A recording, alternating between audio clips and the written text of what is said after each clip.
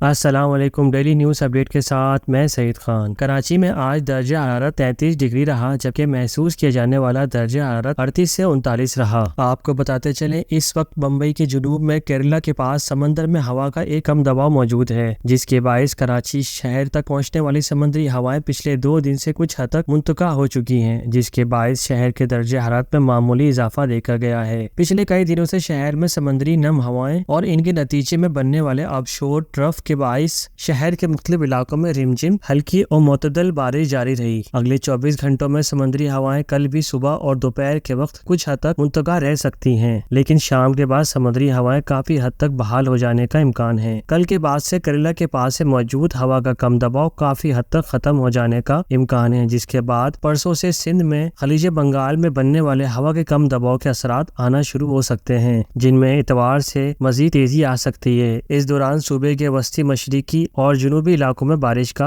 امکان بن سکتا ہے۔ ہوا کا یہ نیا کم دباؤ صوبہ سندھ میں گجرات کے راستے داخل ہو سکتا ہے۔ اس دوران صوبہ سندھ کے تمام جنوبی علاقوں میں کراچی سمیت موسلادھار بارش کے اچھے امکانات موجود ہیں۔ فی الحال اس میں اس ٹریک پر جانے کے امکانات 60% موجود ہیں، باقی اس میں تبدیلیاں ممکن ہیں۔ بے شک اللہ بہتر جانتا ہے۔ ایسے ہی اپڈیٹ کے لیے آپ ہمارے ساتھ جڑے رہیں۔ ملتے ہیں نیکسٹ ویڈیو میں۔ اللہ حافظ۔